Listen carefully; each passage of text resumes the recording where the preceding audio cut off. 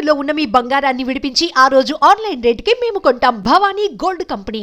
నమస్కారం, welcome to Suman TV. నేను గీతాంజలి. ప్రస్తుతం మనతో పాటు శివరుద్ర సాధువు గురువు గారు ఉన్నారు. వారితో మాట్లాడదాం.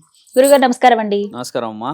గురుగారు, మహాకుంభమేళ, ఈ కుంభమేళాలో ప్రతిరోజు ఏదో ఒక విశేషం జరుగుతూనే ఉంది. ప్రత్యేకించి ఈ మధ్య బాగా ఎక్కువగా వైరల్ అయింది ఏంటంటే, ఒక నటి సాధువులా మారారు. అది కూడా మహామండలేశ్వర స్థాయిలో ఆవిడ సాధువులా మారారు. ఇది కొంత విమర్శలకు తావిచ్చిందనే చెప్పుకోవాలి. తర్వాత చాలా ఘటనలు జరిగాయి. వారు ఏవో మాట్లాడారని చెప్పి నిరాకరించారు, చాలా అఖాడాలని చెప్పి చెప్తూ ఉన్నారు. అసలు ఏం జరిగింది అంటే, ఒక స్త్రీ అలా మహామండలేశ్వర స్థాయిలో సాధువుగా మారొచ్చా, మారకూడదా? ఈ వివరాలు తెలియచేయండి. వివరణ అంటే సాధువు లక్షణం ఏంటంటమ్మా, అంటే మనం చెప్పుకోవడం ముఖ్యమైనది. అంటే వాస్తవాలు ప్రజలకు తెలవాల్సిన అవసరం. అవును. ఇప్పుడు కొన్ని డిస్కషన్ మనం కొంచెం వేరియంట్ అంటే బోల్డ్ గా, అంటే ఉన్నది ఉన్నట్టుగా చెప్పడం ఏంటంటే, గురువు ముఖ్యం. గురువు తర్వాత శిష్యరికం చాలా ముఖ్యం. ఈ శిష్యరికంలో కూడా రుజువు చాలా ముఖ్యం. నువ్వు గురువు దగ్గర శిష్యుడు అయితే సరిపోదు. శిష్యరికంలో నువ్వు రుజువు చేసుకోవాల్సిన కొన్ని నియమాలు ఉంటాయి. అంటే 6 రోజులు 6 కడపల భిక్షాటన, 6 గంటలలోపే. తర్వాత భిక్షాటనలో ఏది వచ్చినా స్వీకరించాలి. హోమం చేసుకోవడం, గురువు హోమం చేస్తుంటే సహకరించడం, అక్కడ ఉన్న ఏదైతే శుభ్రత, శుచి, శరీరం, నియమం, నిబంధనలు కొన్ని ఉంటాయి వాళ్ళు చేసేటి. ఇవన్నీ చేస్తూ చేస్తూ చేస్తూ చేస్తూ 12 సంవత్సరాల తర్వాత నీకు ఒక సాధ్వివా, లేక ఒక అఘోరివా, లేకపోతే ఒక సాధారణ జీవితానికి అర్హురాలు అనేది నిర్ణయించేవాడు గురువు. 12 సంవత్సరాల ప్రక్రియ ఒకప్పుడు ఉండేదమ్మా. ఇప్పుడు 6 సంవత్సరాలే అయ్యింది. ఎందుకంటే ఈ జీవనం అనేది ఎలా ఎలా ఎలా అయితే ఖచ్చితంగా ఉండాలి. ఇప్పుడు ఈవిడ దగ్గర చేసిన మొట్టమొదటి పొరపాటే మాట్లాడతాము. మరి తర్వాత నెగిటివిటీ నుంచి పాజిటివ్ ఎలా వస్తుందంటే, పొరపాటు ఏం జరిగిందంటే ఆవిడకి మహామండలేశ్వర స్థాయి ఇవ్వకూడదు. మండలేశ్వర్ అంటే ఎవరు? మండలేశ్వరన్ అంటే అమ్మా, ఇప్పుడు ఒక సాధువు, ఇప్పుడు మీరే ఉన్నారు, దేవీ నవరాత్రులకి 10 రోజుల్లో 11 రోజుల్లో వ్రతం తీసుకుంటే మీరు మండలం అంటే ఒక మండలం దీక్ష తీసుకున్నారని. అంటే 11 రోజులు అనేదేమో అర్ధ మండలి. శివరాత్రి రోజు కానీ అయ్యప్పలు తీసుకునేది ఏంటంటమ్మా పూర్తి మండలి, అంటే మండల దీక్ష. సగాన్నేమో అర్ధ మండలి అంటారు. ఈవిడకి మండల అధ్యక్ష పదవి ఇచ్చారు అని అంటే ఉద్దేశం ఏమిటి?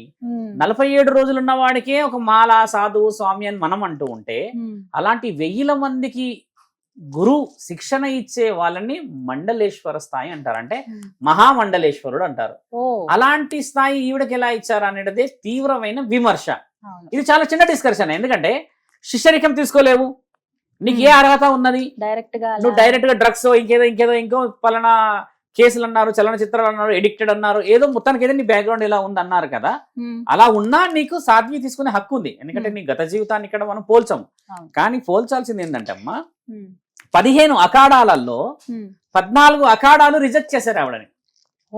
ఎందుకు రిజెక్ట్ చేయాల్సిన కారణం ఏమిటి అన్న దాంట్లో అమ్మా చూడండి, అఘోరాలు, నాగసాధువులు, సాత్వికులు, ఈ దిగంబరాలు, ఈ అఘోరిణులు, వీళ్ళందరూ ఏంటంటే తీవ్రమైన ఆలోచనలో ఉంటారు.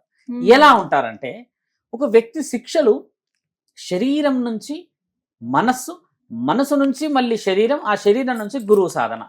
అంటే నువ్వు అన్ని కోల్పోయే స్థితికి వచ్చిన తర్వాత పరమాత్ముని గెలిచే తరుణం ఇస్తారు కదా. ఇలా తరుణాన్ని గెలిచి గెలిచి గెలిచి గెలిచి వచ్చిన తర్వాతనే నీకు దీక్షకి సంబంధించిన నియమమే ముక్కు పుడక. ఇక్కడ ముక్కు పుడక ఇస్తారు స్త్రీలకి. కామం అనేది పూర్తిగా ఉండకూడదని ఇస్తారు. పురుషులకి గతంలో చెప్పాను, అక్కడ ఏదైనా అంగస్తంభన నరాన్ని తీసేస్తారని కొన్ని నియమాలు. ఇప్పుడు ఈవిడని యాక్సెప్ట్ చేసిన అఖాడా వచ్చేసి కిన్నర అఖాడా.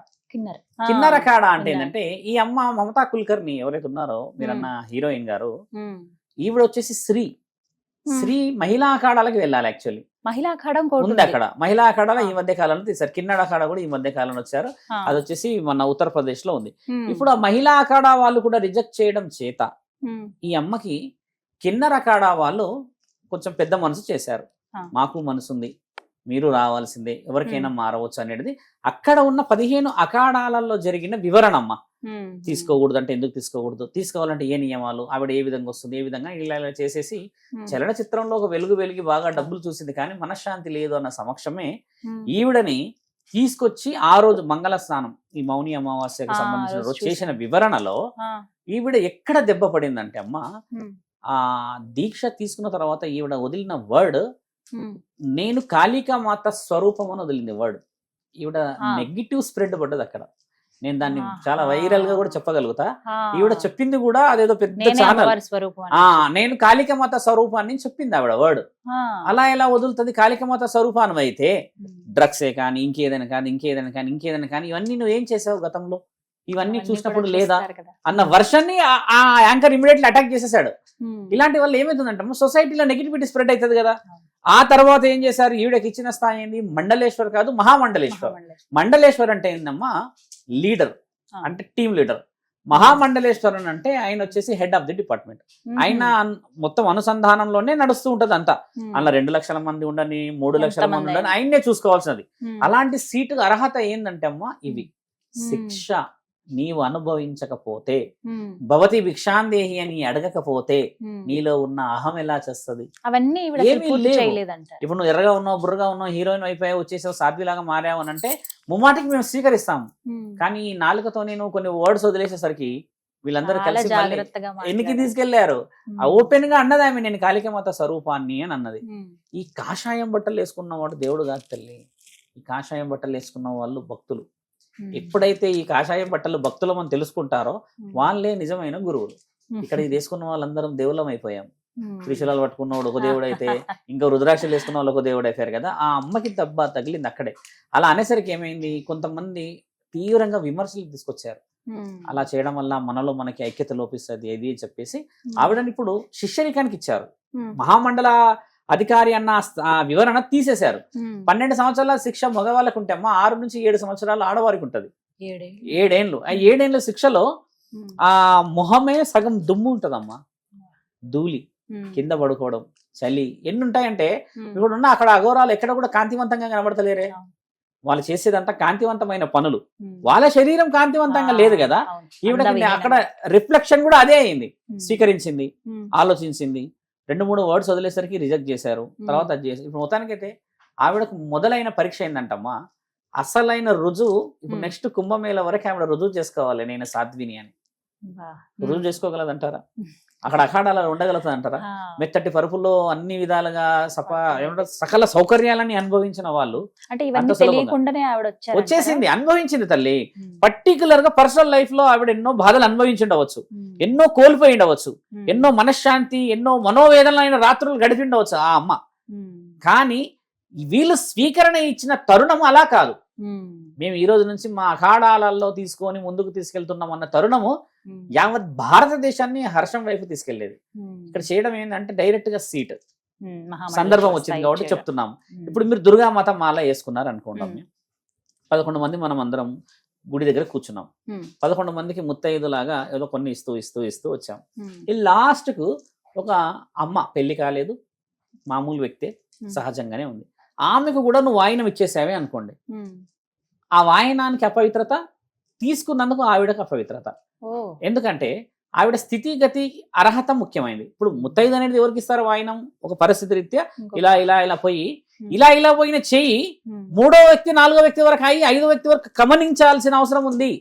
గమనించకుండా నువ్వు అది కూడా ఇచ్చేసావంటే మొదట నీకు అర్హత లేదని. ఇక్కడ ఏం జరిగిందంటమ్మా, ఈ విషయం ఎందుకు చెప్తున్నా అంటే, మొదటి రోజు అక్కడ అఖాడాలలో ఒక పెద్ద సంభాషణ జరిగింది. ఏంటంటే రథంలో అందరూ వస్తూ ఉన్నారు, అందరూ వచ్చారు, లక్షల మంది వచ్చి మంగళ స్నానాలు, షహీ స్నానం చేశారు. చేసిన తర్వాత సాధువులలో ఒక గుణం ఏముంటదంటే అమ్మా, ఇప్పుడు నేను వేసుకున్నాను కదా, ఎప్పుడు చూసినా ఎర్రదే ఉంటుంది, తక్కువ శాతంగా వేరే వేస్తా. ఇది నేను ఏం చేయాలంటే మొత్తం చినిగిపోయి చీకిపోయేసి మొత్తం దుమ్ము అంత అయ్యేంత వరకు నేను దీనే వాడాలి. తర్వాత నేను గంగలో మునిగి ఒక మహాశివరాత్రి రోజు దీన్ని అక్కడ తీసేసి ఇంకొకటి వేసుకోవాలి. ఇది నియమం.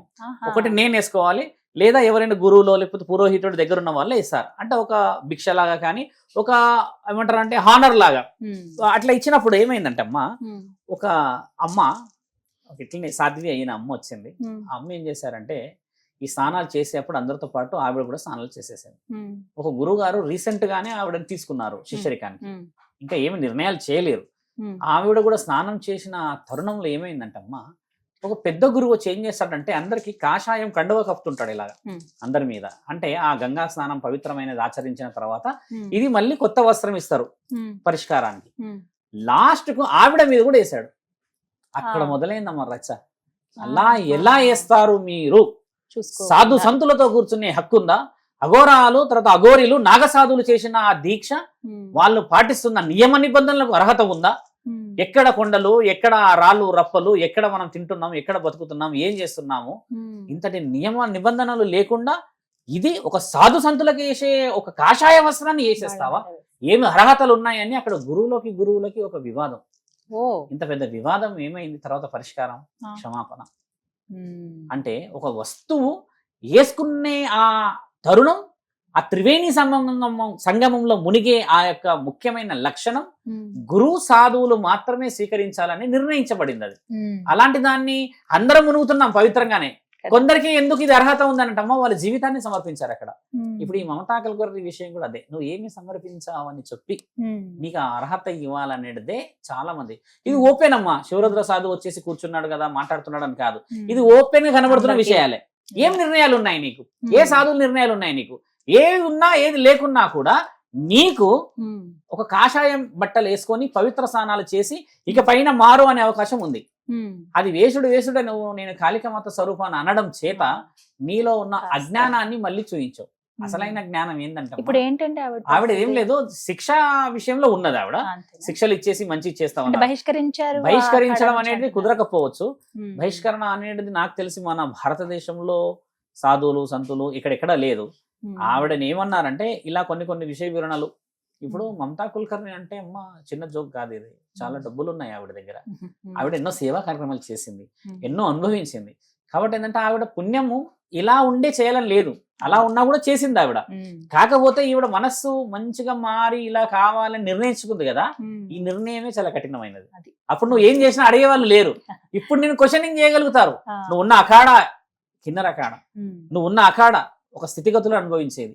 దాని నియమాలు నిబంధనలు పటిష్టమైన ఒక కార్యక్రమాలు చేయకుండా మనం మాట్లాడే వర్షనే సమాజం మొత్తం చూస్తుంది. ఇప్పుడు కుంభమేళా కాకుండా అమ్మా మిగతా రోజుల్లో పోయి మునుగుతే నేను ఎవరు చూడరు అక్కడ. ఎందుకంటే ఆ సమయానికి విలువ ఉంది కదా. ఆవిడ చేసిన పొరపాటు ఏంటంటమ్మా, నేను బాగా గమనించింది ఏంటంటే దేవుడి స్వరూపం అని చెప్పడం చాలా చాలా చాలా అది. నేనే కాళికామాత స్వరూపం అనడం ఏంటమ్మా, ఇప్పుడు నాగసాధులు ఉన్నారుగా, అఘోరాలు ఉన్నారుగా అక్కడ, మరి వాళ్ళు ఒక్కరన్నా చెప్పారా మేము శివులం? ఎవరి నుంచి అసలు ఒక్క మాట రాలేదు. నీతో మాట్లాడరు వాళ్ళు కూడా. కెమెరాలు జూమ్ చేసి దగ్గరికి వెళ్ళి సెల్ఫీలు దిగుతూ కొడుతున్నారుగా, ఆ వీడియోలు చూస్తున్నాం కదా. అంటే వాళ్ళ భక్తి ఎక్కడుంది? ఈవిడ అలా చెప్పడం అనేది ఒక విలువ కోల్పోయినట్టు చేసి మిగతా వాళ్ళు హెచ్చరించారు. కింద రకాల వాళ్ళు ఇప్పుడు మీరు అన్నట్టు పాజిటివ్ ఏంటంటమ్మా, వాళ్ళు అలాంటి స్థితిని కూడా యాక్సెప్ట్ చేశారు కదా. వాళ్ళకి మనసు ఉంది. ఆ మనసుని ఈమె రుజువు చేసుకోకుండా 2-3 రోజుల్లోనే కొంచెం బోల్తా పడ్డది అనుకోవచ్చు. అలా కింద రకాడలో వాళ్ళకు మనసే లేదు అని మనం అనుకున్న వాళ్ళ దగ్గరే ఈవిడకి స్థానం ఉన్నది ఆడ. అలాంటి మమతా కుల్కర్ణి నుంచి ఇప్పుడు ఏం నేర్చుకుంటారంటే చాలా మంది ఆవిడని రిజెక్ట్ చేశారు అనేది ఉంటది. కానీ రియల్ గా ఆమె యాక్సెప్ట్ చేసుకోవాలంటే ఆమె మనస్సాక్షిని యాక్సెప్ట్ చేయాలి. అక్కడికి వచ్చి మునిగి చేసి పవిత్రత. ఈ రోజు కూడా చాలా మంది మునుగుతున్నారు అక్కడ.